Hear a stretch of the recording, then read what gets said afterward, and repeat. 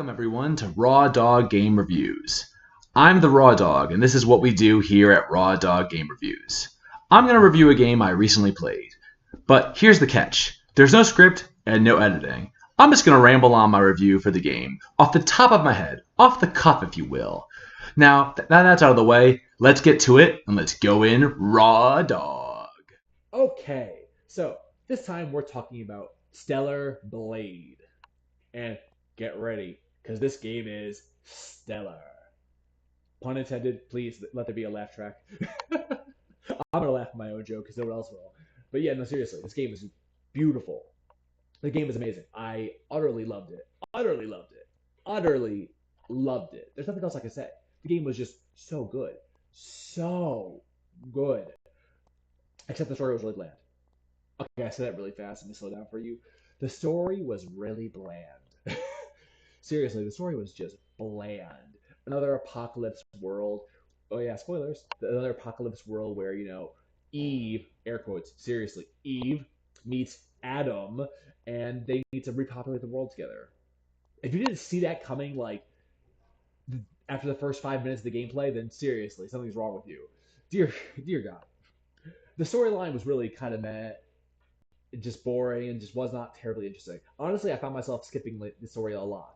But then again, I'm getting ahead of myself. Let's talk about story when we get to talk about story. First, let's talk about the graphics. Obviously, the graphics are amazing. Look at that booty. Look at those boobs. Oh my goodness. Woo! Now, I try not to be too crazy in games like that. Like, I try not to be too objective like that. Objective? Yeah, objective. I try not to be too objective like that. But I mean, it's hard not to be. This game knew what it was doing with sex appeal. And, like, wow. Just wow. So, yeah. There is a definite wow factor. The game knew what it was doing with sex appeal, and it was not trying to hide it.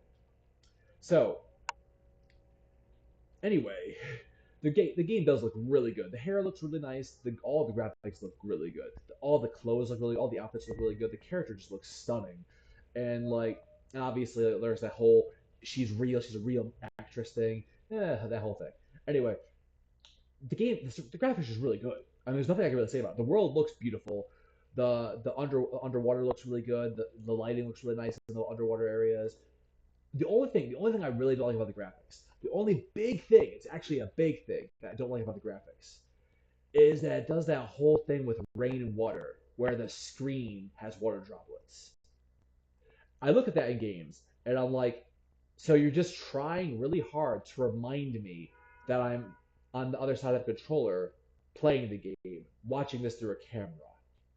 You don't want me to get immersed and like feel the game like I am the character because you're putting water droplets on the screen. Because if it was real life, obviously there wouldn't be water droplets there because there wouldn't be a screen. That's the fourth wall breakage right there. I can't stand when games do that. That's just me. That's my nitpickiness. But I don't like when games do that. It bothers me a lot because seriously, it takes me out of the immersion. Like I was enjoying the game. The game was really cool, and then water droplets on the screen. It's like, yeah, they wouldn't be there because there wouldn't be a screen. But yeah, otherwise the game is great. Otherwise the graphics look beautiful and the world looks really nice. I love how the world looks. The world looks beautiful. The landscapes look really nice. The wastelands look good. The cities look good. Oh, the game just looks good, and all the enemies look nice. I like how they have these little, really visceral, bacterial, viral, like monster looks to them. It's nice to have a game that has monsters where they're just serious monsters. You don't feel like, oh, should I be killing them or should I not be killing them? Oh wait, no, I'm wrong because by the end, it's not the case. Anyway, yeah, the graphics are just really good, and obviously the graphics accentuate that bond and all the sex appeal in the game. Whew. But anyway, so let's get off graphics because, eh. Anyway, so the story is really good. Like I said, the story's not really good. I should say I'm getting into my auto mod going. So the story is good, but it's meh. It's boring. It's easy. It's a AI bot telling you the story of an apocalypse world and everything. Although I do have to say this, it does get really interesting with the whole like androids replaced humanity and what was left of humanity became monstrous things that actually ended up trying to retake the Earth and kill all the androids. That's an interesting way to take it, and I like that. And it also is interesting because then like the androids have been alive for so long that they just believe they're the human race because they're called humans, and they just believe they're the human race. They just fully believe this, and it's in their own history. They know there was a war, but they don't think it was. They don't know the full history. It was hidden from them. So they believe they're human, and like they don't understand that there actually were real humans before them that were different, and that's what you're actually fighting is the Narabots, what are they called?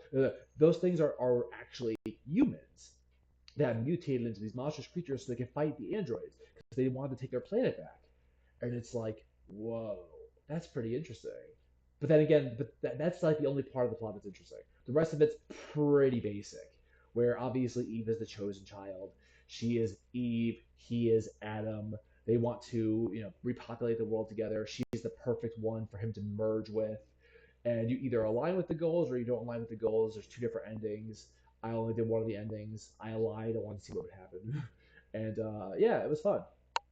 I might go back and do New Game Plus. I started it, but I mean like I didn't finish it yet with New Game Plus because it's the same game. It would just be getting a different ending, and getting a platinum. So I'm not gonna do that right now. Too many games, too much time, too many things to do in my life. So anyway, the story is pretty easy, pretty basic. You got your characters. Eve is awesome. Although, honestly, they awkwardly know too much about Eve. The game has a lot of weird loopholes, or I guess like loop points, in its speech and its plot points. Like, you'll go to do something and go a request for somebody, and Eve will be like, I have to help them. And and Adam or Lily will be like, oh, classic Eve. You've known her for like 3 days. I'm serious. It's like one of the first missions you get in the game. It's a side mission. One of the first missions you can do is a side mission. They'll Eva will be like, I want to help them. Helping them is the right thing to do. I couldn't just do this. It wouldn't be saving the world without helping the people. And I get that. It's a really altruistic way of looking at things. It's a beautiful way of looking at it. Save the world, but if the people aren't happy, if the people aren't saved, there's not gonna be anybody to enjoy that world. So it's a really beautiful way of looking at it. But then Lily is like, "Oh, that's classic Eve for you," and it's like, "You've known her for like 3 days. How is this classic Eve? Seriously, you've known her for like 3 days. You barely know her. You barely know what her classic habits are." And then Adam does it too, where he's like, "Oh yeah, Eve's like that. That's just how Eve acts." And it's like, no, you've known her for like 3 days. Seriously, you don't know how she acts. You don't know how she is. And then there's other times where like Eve is really just a vicious woman, where she'll take a side quest and she'll be like, "Oh, I really don't want to do this quest. Oh, this is really tedious. I don't want to do this." And it's like, what changed? You wanted to do the other quest. I feel like the other quest was more tedious. Like what makes this quest more tedious in your head? Because I feel like the other quest is more tedious. And like also you seemed fine about taking that quest, and you seemed like you always wanted to help people. So why suddenly shift? And then I take another quest, and he's again like, I have to help the people, and it's like, but you just said you hated them here. Like, what's going on? Why did you flip flop? And why is this ridiculous? So there are a few bumps in the road on this plot line, and it does that a lot. But honestly, it's forgivable because the plot itself is just meh, and I found myself skipping a lot of plot. Found myself going to cutscenes and just opening up my phone and just scrolling and being like, "Is the cutscene over yet?" Because I had the game in English, so I'm just listening to it and be like, that sounds interesting. Is the cutscene over yet? Can I fight things again?" Because then we get into the main meat of the game, the gameplay. The gameplay is beautiful. The game gets a 9 out of 10 for gameplay alone. Like, this is what happened. This is me being serious. I would give the game, if I was going to number, I don't like giving numbers, but if I was going to number, I'd give the game at least 8 out of 10, a 9 out of 10. I would like to say 9 out of 10, but I'd probably give it 8 out of 10. Because the story is meh, so top off a point for the story. And then the platforming is bad. Platforming is garbage. So I have to take a point out for the platforming. But we'll get to that. But seriously, the gameplay is just good. The gameplay is so good. And I will say this right now. I'm going to look dead at my microphone, dead at the camera, whatever you want to say, and seriously say, other Souls-like games, take notes. Seriously, take notes. I don't want to usurp Neo as my favorite Souls-like because Neo is amazing. I love Neo. The plotline was awesome. The game was awesome. I loved everything about Neo. But the combat in Stellar Blade is amazing. Just freaking amazing. It just feels so good and it feels so rewarding and it feels so tight. Oh, it's just good. It's just good. So it almost usurps Neo as my favorite Souls like. And honestly, Neo is my favorite Souls game. Period. I I like it more than I like Souls because it has a storyline that I actually enjoy. So again, Stellar Blade almost trumps that anyway because Stellar Blade is just that good. So yeah, the storyline is not that great, so I want to not put it above Neo. But then again, it's hard. They're honestly like the same point. It's like a little plateau there where it has Neo and Stellar Blade. Anyway, though, so yeah, the combat just feels so good. The gameplay just feels so good. Running around, running around just feels awesome in the world because Eva's fast. You get to run around. You don't. You feel like you don't entirely need fast travel, although thankfully there is fast travel. I honestly didn't find myself using it too much. Only when I really was like running low on time and really had to go somewhere far, so I decided to fast travel. But I didn't find myself using it too much. But anyway, the point I'm trying to get at is that she runs really fast. Now, in normal like linear map levels, I don't want to call them because I'm going to call the wasteland the more open areas. In the more linear areas, she just runs, and you get where you need to go. It's good. You don't need to backtrack too much to keep track of where you've been and what you've been doing, and you're pretty good. You're pretty solid. The run will get you by. But in the wasteland, if you sprint long enough, she actually goes into like a super sprint, and it's even better. And you're just going, and it makes it feel so good because you're just like, yeah, I don't need fast travel. I need to go over there. I need to go do things. Okay, and you're just so fast, and her stamina doesn't run out. She just runs forever. It's awesome. It's beautiful. Seriously, really, Souls likes take points, take notes. Stamina that doesn't run out. Seriously, especially when you're outside of combat. I'm perfectly okay with stamina running out in the combat, but when you're outside of combat, just let me run. Your game is big. Just let me run. I need to get from point A to point B and not have it take 20 minutes. Let me run. So I get that it wouldn't be terribly realistic, but guess what? I'm playing a game. It doesn't need to be 100% realistic. I just need to play. I need to have fun. But anyway, yeah, the game just feels awesome, and the combat, seriously, the combat, just I can't gush about it enough because it just feels beautiful. Being already like a Dynasty Warriors s combat where you have light attack, heavy attack, and confuse them together for awesome combos is just awesome. And then the parry. Oh my god, the parry. When I started out, I was like, parry's a little bit hard to catch.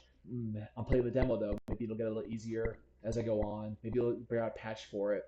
And also, I was like, I'll just get used to it. So I kept going. I was like, I'm getting more and more used to it. It's getting better. And then I saw the skill tree, and it was like, hey, make the parry easier. And I was like, excuse me. And it was like, hey, make the perfect dodge easier.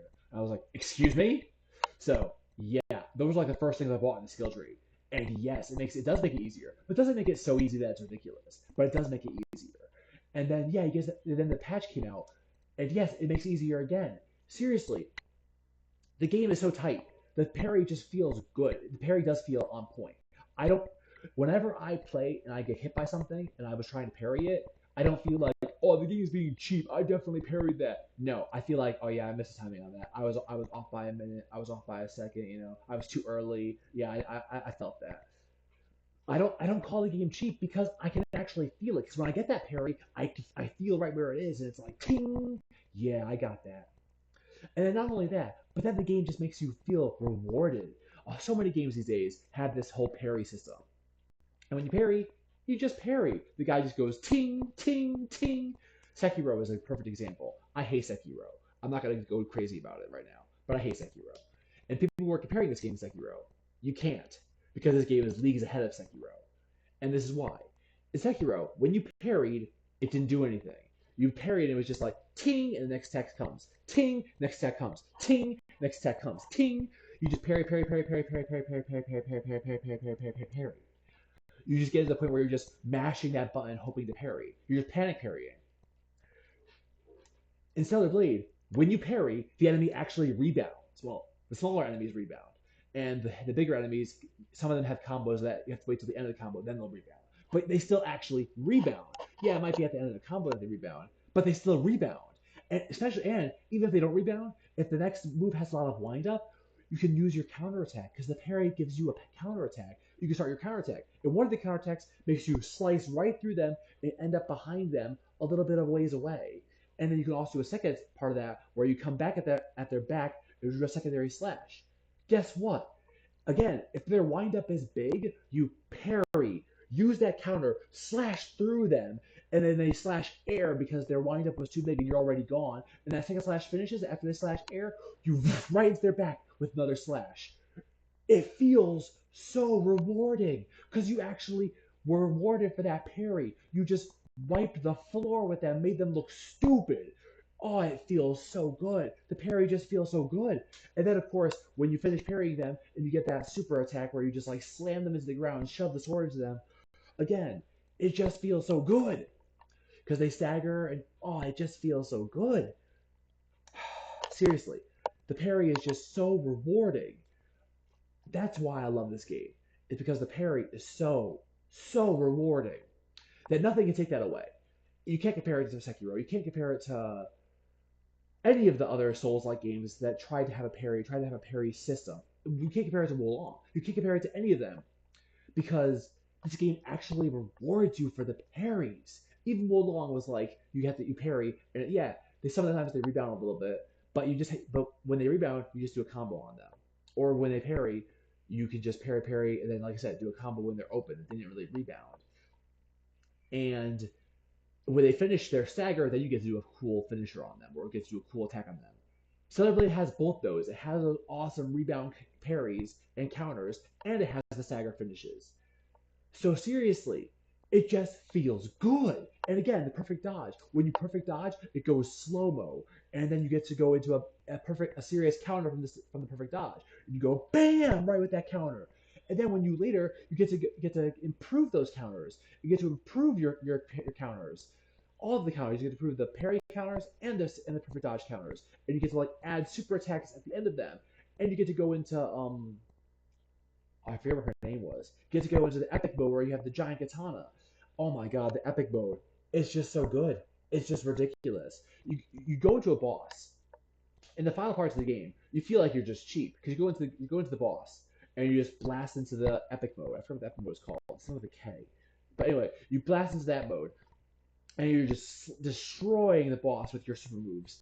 And then that mode finishes and you're just like parry, parry, parry, parry, parry, parry, parry, parry, parry, parry, parry, parry, counters, stagger. And then by the time you're finished with that, the boss has like maybe a quarter of health left. And then look at that. Your bar is back for your super mode. So you just go into it again and just rampage. It's just ridiculous. You barely have to fight the boss at all. It's so crazy. It's just awesome. Seriously, just awesome. I really love how the game's combat feels.